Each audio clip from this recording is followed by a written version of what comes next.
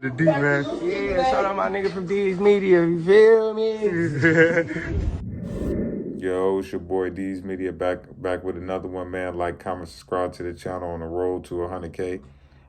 Man, it ain't looking good for Woody, man. Woody, let's jump straight into it. You know, he was just taken into custody, I believe, several days ago. The problem with this guy is he has already signed a plea for immunity, on top of already giving statements in the years prior, he gave statements over from 2016 up to the trial date.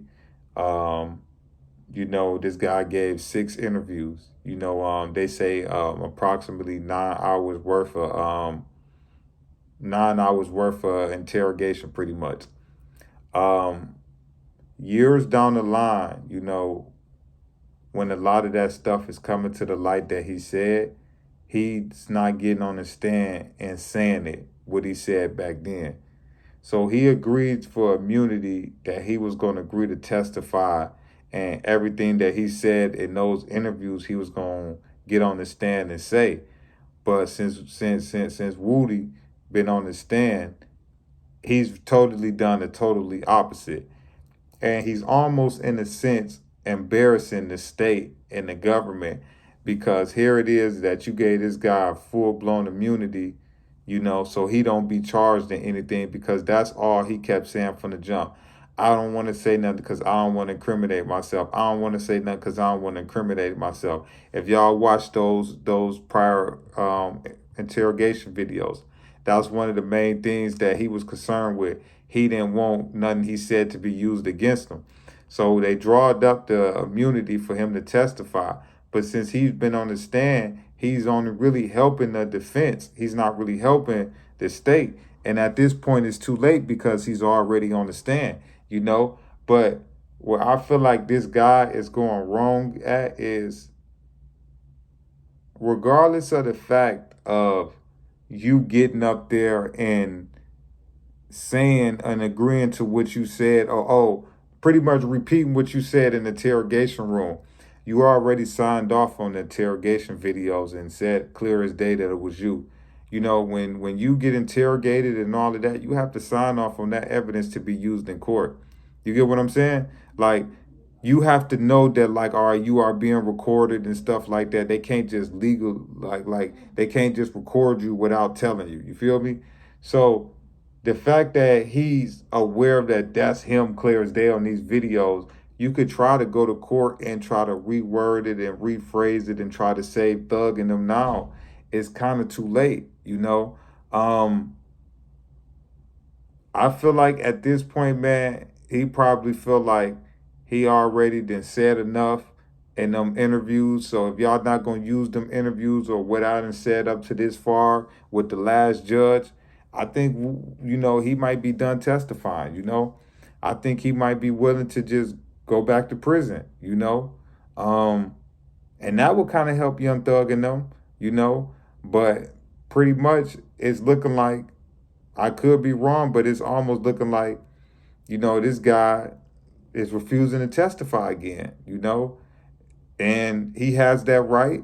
You know, can't nobody physically force you and make you get on there. They can subpoena you. They can put you in jail if you don't. But can't nobody physically make you go up there and say anything. So that'll be a win for Young Thug and them. Because if you really think about it, a lot of they hardcore evidence around some of the serious charges around Thug, Woody then already gave up information, you know. And this connection that he's keep putting Thug in with this nut situation, I feel like that's one of Thug's most serious charges. You know, you talking about a hat. You know, don't too many charges get worse than that, you know. So in a sense, you know, he kind of helping Thug out, you know. But like I say, man, for everybody that's in them streets and striving every day to wake up to be the biggest gangster it is, you just better take this in consideration, man. Times has changed in these streets. is totally different than probably how you thought and imagined them 5, 6, 7 years ago. You know, these youngsters out here with this backdoor wave, this shiesty wave, setting each other up, setting up their loved ones, backdooring their loved ones. You know, a lot of these youngsters jumping off the porch early, you know, putting in all this work in the streets, but then when they get to a courtroom, you know, they tell. And that's just real life about these streets, you know. Everybody paint Woody out to be a menace to society in Atlanta. Dude was putting in this work. Y'all go listen to Thug's song. What he said in that song, Halftime. Lil Woody pop up and pop at his noggin. And he want to get, I'm sticking for them like a wallet. So even Thug was giving him shout outs for being a head buster in Atlanta. But here go the crazy part about it is what you do in them streets, that don't make you no gangster. Anybody could crash out and go do something crazy. What make you a gangster is walking into that courtroom or that interrogation room and taking your time without bringing somebody else down and taking your time on the chin. That's what a real gangster do. That's what a real street dude do. You don't get no credit for being a big gangster in the street, but then you running and telling in court. That don't work like that. And I feel like a lot of those YSL dudes is upset with Woody because they feel like, bro, you doing interviews, you doing 20V versus ones, you know, you doing all this extra stuff, and it's like you gaining fame and accolade off of doing something that you really supposed to be labeled as a coward or labeled as this or that, you know? But that's the generation in society we live in, man, to where a lot of times people gonna want to reach out and do interviews with a person that you might consider to be disloyal or a coward or a traitor versus a stand-up guy. You know, that's just the way that the world is, you know, and the way that Woody been doing all of these interviews, 20V versus one, and it's like almost he on the radio in Atlanta. It's just like they almost is praising him for bringing down or being part of helping bring down a lot of dudes' lives, you know.